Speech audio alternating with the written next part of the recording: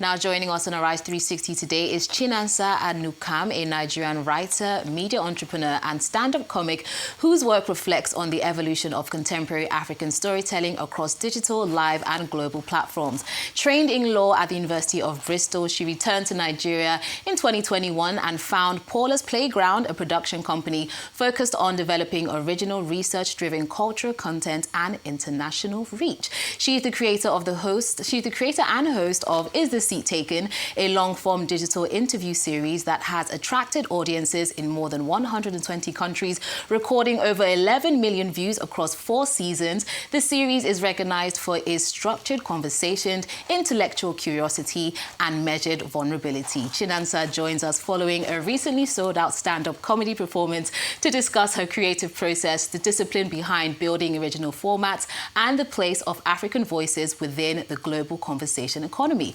Welcome to the show. Thank you. Only you. I was like, Boom. I was like, boom. No, but it's because, when you think, okay, but actually just listening to that, right? Because it's very easy to get lost in the sauce in a good way, but sometimes you're working so hard and you just have your head and you're doing so much that by the time you come up for air, you don't realize how much work you've done. Yeah. So just sitting here in this moment, congratulations on your sold out show, by the way. A little birdie told me that you have another show this weekend. Talk to me about how you're feeling in this new year. How is Chinasa feeling in 2026? I feel energized. I feel grateful. I feel excited.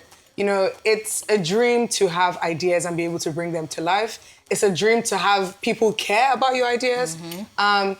And it's a dream to be able to execute at excellence in this country. And that's something I want my career to speak to, and that's something I hope I'm able to continue to achieve. Well done. Nicole? Being a female comic in Nigeria, we kind of feel like comedy is still very male-dominated. So what would you say are some of the maybe challenges or advantages being a strong female contender in this field? Yeah. I think the first thing is, with anything you're doing, whatever demographic split the space is, take yourself serious. Whatever the story was before you is before you. You're going to come and you're going to establish your own story and your own narrative. So the main thing for me is be good. And when you're good, people are going to gravitate towards that. And then you inadvertently show people that, oh, this is also a space for women. This is possible that women can come in and excel and dominate here. So I think I don't see any challenges, just opportunities to exemplify possibility, which I think I find so thrilling. And that's been a lot of the feedback I've gotten. And I really hope that we get to a place where Nigerian women understand that every space is our space. 100%. Every room is our room. 100%. Walk in there, hold your head tall, be strong, and do excellent work. And, you'll build an audience, you'll build a community. Beautiful things will happen. 100%. So before we move to your community and Is This Seat Taken, I just wanted to just quickly touch on, the comedy show. And I was there in person, so it's not like, oh, I heard, When I saw it, first of all, I have to say, I've been a fan of your work for a long time, from Is This Seat Taken. And so when I saw that you were doing stand-up, I was like, this is interesting. I clicked on the link. I saw them. I was like, okay, I can afford this, It's nothing too crazy. And I was going to go with friends. I was like, you know what? I actually want to be present because I know me and my friends, once we get in the crowd, we start yapping. And I was there front row and I saw you do your thing. I'm just curious to know how you get in that headspace, because I host events. It's one thing, if you host events, people laugh, they don't laugh, they'll pay you your money. But if you are hosting a comedy show, how you measure your success is when people are bawling their eyes out and cracking up, which people did. I just want to know how you get into that mindset. How do you become Chinasa, the comic, the stand-up comic? It starts with panic. Because like you said, right, stand-up is the only creative thing where people come with an expectation. Yeah. And they come with the expectation to laugh. It's there, it's in the room, it's the unspoken thing. Yeah. And I was saying I was particularly nervous because my brother was there with his friends, my brother-in-law was there with his friends. I'm just like, hey, stop sending links to your friends. And I say this with all humility, I know what I have. And I know that genuinely, I have the capacity to be excellent at this thing. And so it's just about making sure to do the necessary work beforehand. Writing it. I know people have different memorization techniques, but, I take a run, I'm reciting it. I rehearse it, I test it to I tell some of my friends to bring people I don't know, let me perform for them, let's see what they think. I take feedback, I tweak. But I think it really has to start with self-trust. Because if you trust yourself and you get on stage with that confidence, it projects to the audience like, okay, this person looks like she knows what she's about. And they will at least give you that benefit of doubt. And then you have time to land the first laugh and just take it from there. But I was very nervous because I haven't done stand-up since 2022. Wow. I know Nigerians want an easy audience. If you don't like something, you don't have future here. Nobody will tell you. So I was just like, hey. But, I think beneath all the doubts, I know what I have. So even if I'm nervous or I'm scared, I know ultimately this is something you're good at. And you're allowed to be a beginner, even though it's in front of people. Not that I even was, but even if that's the case, you can bounce back from anything. It's more important that you actually pursue your dream and actually give yourself a chance to be who you know you are, to actualize. Because I think fear stops people from so many things. And it doesn't mean the fear is not valid. Because if people say to me, you're so confident, I'm like, guys, I'm confident with fear. I can be nervous, but I know what I have to do to get to where I'm trying to go. So, Yeah, you do it afraid, regardless. And just a quick follow-up before Nicole jumps in. Because you've spoken about, testing it with family and friends. At what point did you realize that I'm funny? I can actually do this thing? And I ask you that because I was looking at you on stage and I was thinking about a younger generation coming after you. Maybe someone who is a teenager now and realizes that she has that funny bone in her and probably wants to pursue it and doesn't know how to or even realize the moment. So for you who has kind of broken that barrier or kind of broken that glass ceiling, how did you become aware of the fact that, this is actually something that I can pursue and make money from? Yeah. I think what's interesting about stand-up is that there are people that are naturally funny, but won't even excel in a stand-up format. Because the bedrock of stand-up is actually writing, strong writing, right? Because you perform it like it's just coming to your head, but you really have to be able to write it well. So I think what stood out to me is storytelling. Like something bad will happen to me, I'll be telling my friends, they're laughing. I'm like, guys, this is tragic. Like, why are you guys laughing? And they're like, Chinasa, it's the way you're telling the story. So I knew I was good at telling stories. And stand-up is, you hear so many comedians talk about something that was embarrassing or traumatic, but they found a way to bring joy out of that situation. They found a way to make it light. It doesn't mean it didn't have the effect it had. So I realized through storytelling with my friends casually or my family, that like every time I'm telling the story, people are laughing. So I'm like, there's something here. But I didn't even take it serious, as the Nigerian academic in me. I was still just like, this is just a hobby.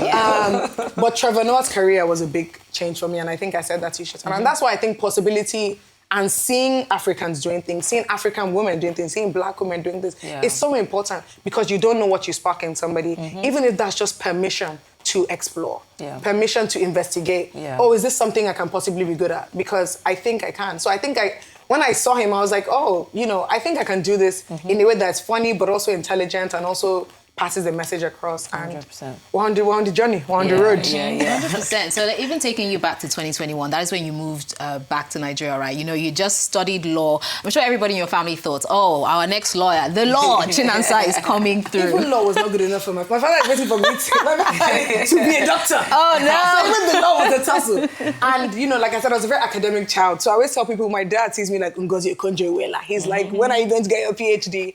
And I try to show them and explain to them that creativity involves so much brain power. Brain activity, right? Writing something, conceptualizing something, I produce, I direct. There's a lot of brain power involved in what I do. And I think over time, they're starting to understand, but it was definitely a fight. Fights to get them on board. For sure. So you move back, you open your production company and then you start the quite successful, very, very successful across how many countries? 120 countries is this seat taken. We've all seen it. So how did that brainchild, how did that idea even conceptualize into reality? Do you know what's crazy? I came back for my sister's wedding. Really? I had no plans to move back. I had no plans to start anything.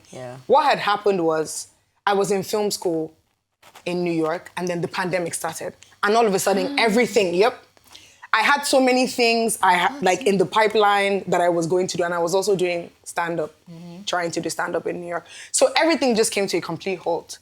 And this is someone already on a tight leash with their parents trying to justify that this creative thing means something. So I'm like, I can't just be stagnant, even though the world is stagnant. So what can I do in this time? I spent a lot of the pandemic pondering on that. And I came up with the concept of Is the Seat Taken? So my plan was, I'm coming to Nigeria for my sister's wedding. I just shoot a first episode and see how it goes. Wow. Because I knew that if I came to Nigeria and said, oh, I'm a comic, there's no ecosystem for an unknown person to emerge.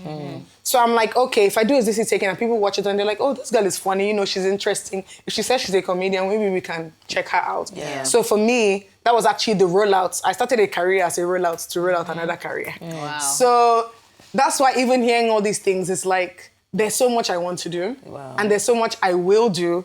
But this is really and truly day one of a long thing. Yeah. But yeah, I did the first episode of the first season of Is This It Taken? Because again, I was like, oh, shooting one episode costs this amount? You can't just shoot one episode. So I was like, okay, let's do a season. And the response to that was overwhelming. Yeah. And I was like, you know what? There's something here. Because another dream young me had was to be the Nigerian Oprah. I remember telling my dad, I'm like, I'm going to be the youngest talk show host in Nigeria. My dad was like, please, medicine. Focus on.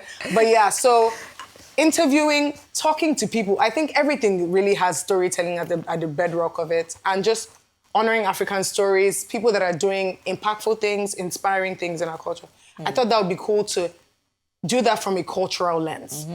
You know, because there's something when somebody in Nigeria is talking to another Nigerian, you have that cultural understanding that you might watch interviews that they do outside of Nigeria and it's not the same because they don't have that culture. Don't relate. So I'm like, you know, I want to build something that is sort of that institution back home and make it fun. Yeah. Because, you know, I think people think that to be deep, you have to be serious all the time.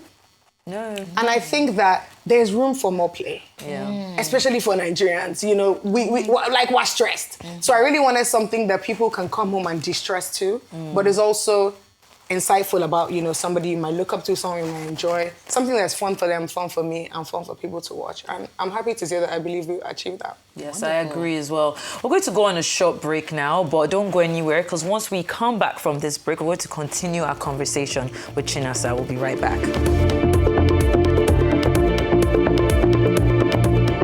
Welcome back to the show. We still have Chinasa in the studio with us and we're talking all things stand-up comedy host and her fabulous entrepreneur career in media. Yes? Now, you have, since 2021 till now, how many years is that? It's like, what, 5 years? 5, girl. Did you move back once the success of season 1 took place? Is that when you decided to like move back and now actually make something of this? Honestly, I didn't even know that was a decision. It just became my life because I was still like, But I think for me, thinking about it, I was like, it doesn't make sense to leave where there's something and go where there's not much at the moment.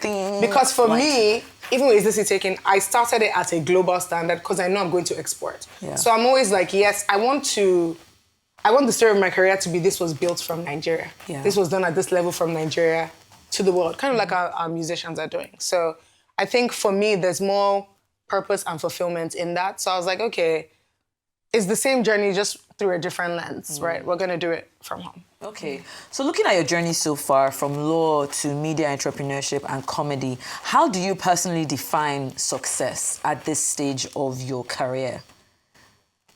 It's tricky. But honestly, I think success is just waking up every day and refusing to give up. Because one thing I realized in this job, so much will be thrown at you that you can't even imagine. So much will be thrown at you that can make the average... Can you share with us the most... My deadest edge. Something PG that you can share, like a challenge that you had to handle just based off of how... Losing sponsorship a day to a season. Oh, no. Wow. Girl, I've gone through a lot of things. But really deciding every day that this journey, this dream, this story is worth it and just continuing to do. Because I think the thing about human beings, and ambitious people particularly, the goalpost for what success is always going to shift. So you have to ground yourself in what it takes to get these metrics. Beyond these metrics, okay, 120 countries, what did that take? That has taken a lot from me. So I think you have to honor your sacrifice in how you recognize success. And it's just really about continuing to be on the journey no matter what. 100%. Yeah. You said you tried stand-up comedy in America and you've done it here. Are there any similarities or differences when it comes to audiences? Are Nigerians more difficult to please? What is the vibes? Americans comedic, and general world knowledge is very niche. So you have to Americanize a lot of what you say. If not, they're not going to get it. Yeah. Because I actually started in the UK, and in the UK, I could say some like Nigerian things, And they get it. But in America, they just get me like, What does that mean? like, dear, what is this? Talk to us about LeBron. So that's the only thing. I would say America is very niche, but it's good because it's a challenge, right? You're like, how do I make this culturally relevant for you? So I would say that's it. Besides that, honestly, making people laugh is just something that has never been hard for me. Sorry, I say it with humility. And it's something that I enjoy. So I feel like humor is universal. You just have to find a way to tell a universal story. Because, I mean, again, Trevor Noah, hey. Yeah. 100%. Well, we are getting to the very end of our interview, so I want you to two things. First off, my phone's been over my chat has been blowing up. People are like, this Chinasa, is she single? Please. They want to know. Did you make that up when your phone blowing up? Okay, maybe not blowing up, like two people have asked me, and then someone who's like, this girl is...